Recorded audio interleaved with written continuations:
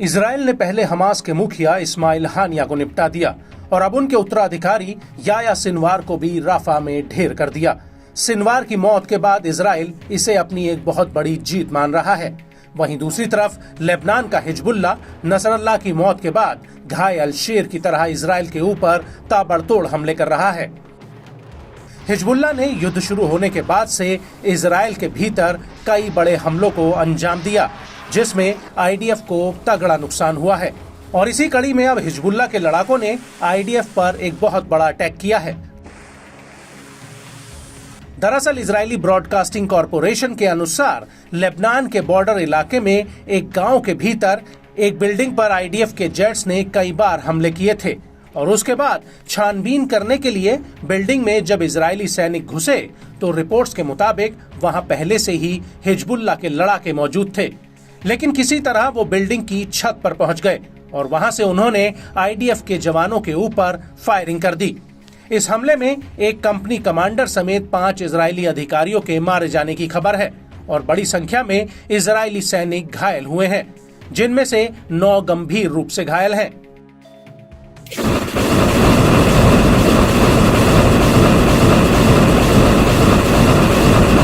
इसी बीच खबरें ये भी हैं कि हिजबुल्लाह की सबसे इलीट राडवान फोर्स ने जंग के मैदान में एंट्री कर ली है, जिससे युद्ध के अब और भी ज्यादा भीषण होने की आशंका जताई जाने लगी है।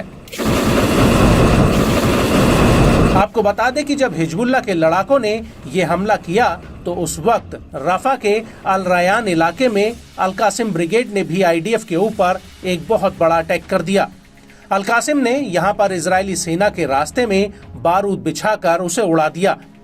अल कासिम ब्रिगेड ने इस हमले का एक वीडियो भी जारी किया है, जिसमें साफ दिख रहा है कि दूर आईडीएफ के कई सैनिक पैदल चल रहे होते हैं और उनके आसपास काफी मलबा रहता है। और इसी बीच हमास का एक लड़ाका एक पर्चे पर आईडीएफ की पोजीशन को चिन्हित करता हुआ दिखता है और फिर ये लड़ाका आईडीएफ के जवानों को टारगेट पर लेता है और उसके कुछ ही सेकंड बाद जमीन के नीचे से जोरदार ब्लास्ट होता है, जिसमें चारों तरफ धुआं ही धुआं फैल जाता है। इसके बाद आईडीएफ के जवान वहां से भागने लगते हैं।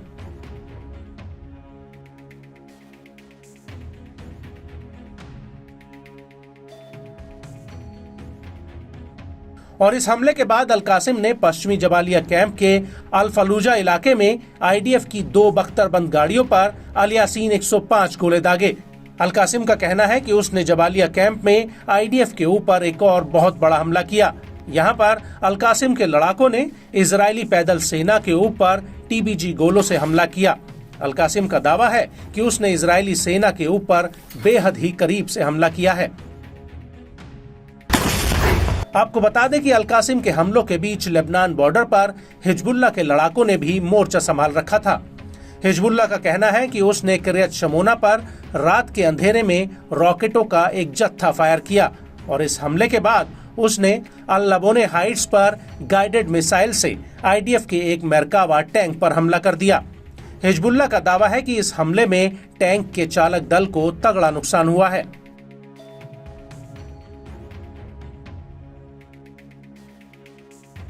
और इसके तकरीबन 1 घंटे बाद फिर से इसी इलाके में हिजबुल्लाह ने एक और मेरकावा टैंक पर गाइडेड मिसाइल फायर कर दी और इसके बाद सुबह होते होते हिजबुल्लाह के लड़ाकों ने आईडीएफ के ऊपर सदाना इलाके में इजरायली सैनिकों के जमावड़े पर कई राउंड्स रॉकेट हमले किए।